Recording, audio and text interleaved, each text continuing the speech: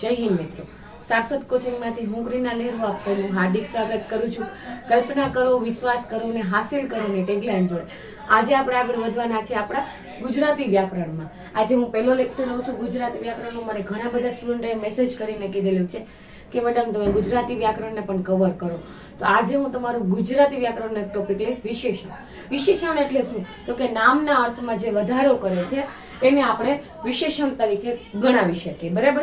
વિશેષણના 7 પ્રકાર છે, સાથે 7 પ્રકાર જે એક્ઝામમાં પૂછાય છે એ મેં અહીંયા કવર કરી લીધા છે. અને એ રીતે કવર કર્યા છે કે બસ માઇનર 2 થી 3 લીટીમાં તમને બધી જ વસ્તુ સમજાઈ જશે. કોઈ પણ એક વિશેષણનું નામ, એની નીચેનું એક એક્ઝામ્પલ અને એને કઈ રીતે વ્યાખ્યાયિત કરી શકાય એ લખ્યું છે. બસ આ 7 લીટીમાં તમારા 7 વિશેષણ તમને સમજાઈ જશે એની ગેરંટી હું આપું છું. છતાં કે ક્વેશ્ચન થાય છે તો તમે મને ચોક્કસ કોમેન્ટમાં કરજો, હું એનો પણ જવાબ આપીશ તમને. સૌથી પહેલા વિશેષણ ઉપર જઈએ. સંખ્યાવાચક વિશેષણ. શું છે સંખ્યાવાચક વિશેષણ? સંખ્યાવાચક વિશેષણ કોને કહેવાય? તો કે જેવો એનું નામ છે એવો એનો ગુણ છે. જે વાક્યમાં સંખ્યા દર્શાવવામાં આવી હોય એ સંખ્યાવાચક વિશેષણ તરીકે ઓળખવામાં આવે. કઈ રીતે? એક્ઝામ્પલ જોઈએ આપણે. મારી પાસે 7 ગાડી છે. કેટલી ગાડી છે? 7. 7 શું થયું? એક અંક થયું, સંખ્યા થઈ. તો જે વાક્યમાં શબ્દ તરીકે સંખ્યાનો ઉપયોગ કરવામાં આવ્યો હોય એ વાક્ય, એ વિશેષણ સંખ્યાવાચક વિશેષણ તરીકે ઓળખાવી શકાય છે. હવે હું કહું કે મારી પાસે 10 બોલપેન છે, તો જે 10 ઉપયોગ થયો, કેટલી બોલપેન છે? તો કે 10. 10 શું દર્શાવે છે? તો કે એ આખા સેન્ટેન્સને પૂરું કરે છે કે કેટલી બોલપેનો છે મારી પાસે. તો કે 10 બોલપેનો છે. તો જે 10 છે એ શું બતાવશે? સંખ્યાવાચક વિશેષણ કહી શકીએ આપણે.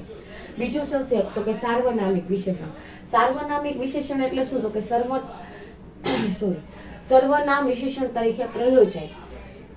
હવે સર્વનામ એટલે શું થાય? તે, એવું બધી વસ્તુ હોય, એ બધી વસ્તુ સર્વનામિકમાં ગણાય. કેવું? તો કે એવો તે શું ધડાકો ભયંકર હતો, એવો તે સો ધડાકો ભયંકર હતો. હવે આજે તે વપરાણું એ શું છે? તો કે સાર્વનામિક વિશેષણ કહી શકાય. પછી દર્શક વિશેષણ.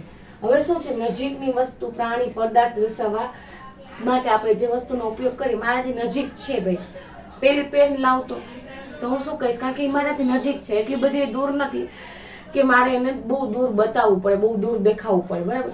અથવા તો મારી બાજુમાં કોઈ બેઠું છે, એની પાસે બુક છે, તો હું શું કહીશ?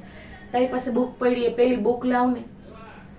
ત્યાં જોયું મૂવી, આ જોયું મતલબ કે મારી સામે વસ્તુ છે.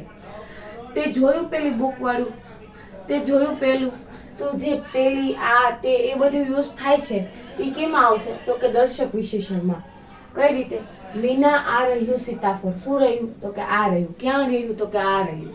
મતલબ એની આસપાસ કોઈ વસ્તુ છે, કોઈ પદાર્થ છે, કોઈ પ્રાણી છે, એ બતાવવા માટે. લાઈક હવે હું એમ કહું અહીંયાથી બિલાડી પસાર થાય છે, તો હું શું કહીશ? તે જોઈ પેલી બિલાડી ગઈ.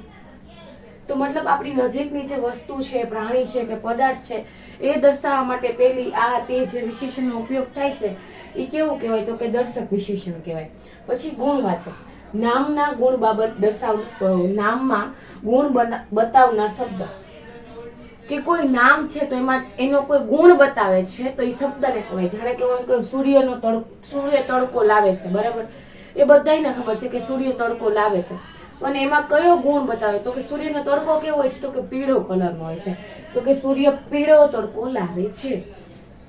આ રીતે નામના ગુણમાં જે બતાવે છે શબ્દ, એને આપણે કયો કહી શકીએ? તો કે ગુણવાચક વિશેષણ કહી શકીએ. પછી પ્રશ્નવાચક.